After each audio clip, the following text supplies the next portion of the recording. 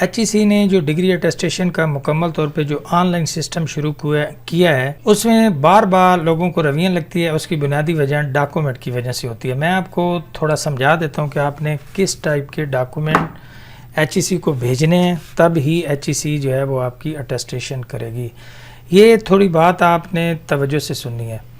سب سے پہلے یہ دیکھیے کہ ابھی یہ اپڈیٹ نیو نوٹیفیکیشن جو ہے تھوڑا اپڈیٹ کر دیا HEC نے کہ اوریجنل ڈاکومنٹ آپ نے خاص طور پہ CNIC اور میٹ جو ڈگریز ہیں آپ کی ڈگری اور ٹرانسکرپٹ وہ آپ نے اوریجنل سکین کروانی ہے. سکین سے مراد کیا ہے؟ سکین سے مراد یہ نہیں ہے کہ آپ کیم سکینر ایپ جو ہوتی ہے موبائل میں آپ وہ ٹھیک طریقے سے اتنا کوئی ایکوریٹلی ڈاکومنٹ کو سکین نہیں کرتی ہے.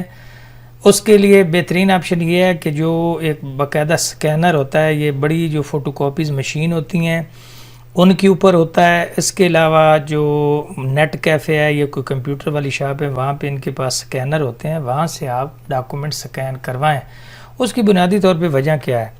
وجہ یہ ہے کہ HEC نے آپ کو ایک تو اس طرح کا سرٹیفکیٹ دینا ہوتا ہے, دوسرا آپ کی ٹرانسکرپٹ فرنٹ اور بیک کے اوپر اس طرح کی سٹیمپ لگا کے دیتے ہیں. یہی وجہ ہے کہ HEC نے ابھی جو ہے وہ فوٹو کاپی کی اٹیسٹیشن ختم کر دی ہے. وجہ کیا ہے کہ اب کیونکہ HEC کا ایک جو آٹومیٹک سسٹم ہے وہ ایک اس کے اوپر سٹیمپ اس طرح کی جنریٹ کر دیتا ہے جس طرح یہ لگی ہے اٹیسٹڈ بائی HEC.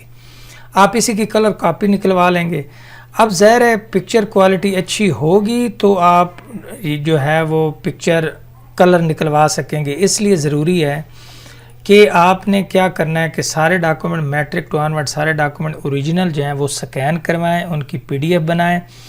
اور یہ ضروری بات ہے کہ آپ نے ڈگری اور ٹرانسکرپٹ جو دونوں ہیں دونوں کو سکین کروانا ہے فرنٹ بیک, اور ان کی ایک PDF بنا لینی ہے. ڈگری اور ٹرانسکرپٹ کے ظاہر ہے 2 پیجز ہوں گے تو فرنٹ بیک ایک PDF بنے گی, ڈگری فرنٹ بیک کی ایک PDF بنے گی. اگر آپ کی ٹرانسکرپٹ 2-3 پیجز پہ ہے تو ہر ایک کا فرنٹ بیک آپ نے سکین کروانا ہے اوریجنل کو, کلر کو, اور پھر آپ نے HEC پورٹل کے اوپر اپلوڈ کرنا ہے.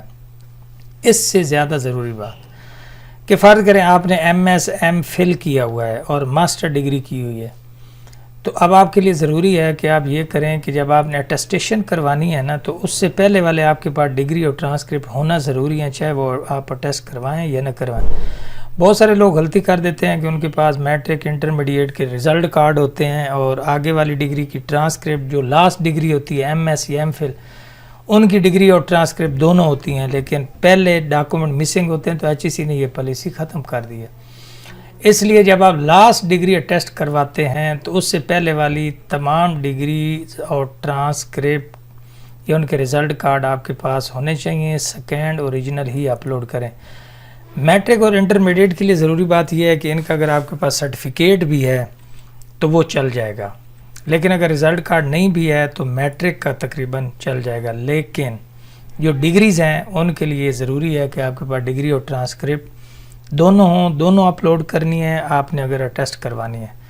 یہ ایک ضروری نوٹ تھا جو میں نے آپ سے شیئر کر دیا ہے. HEC اٹیسٹیشن جو سسٹم نیا آیا ہے اس میں ڈاکومنٹ کے لیے یہ ضروری ہدایات ہیں.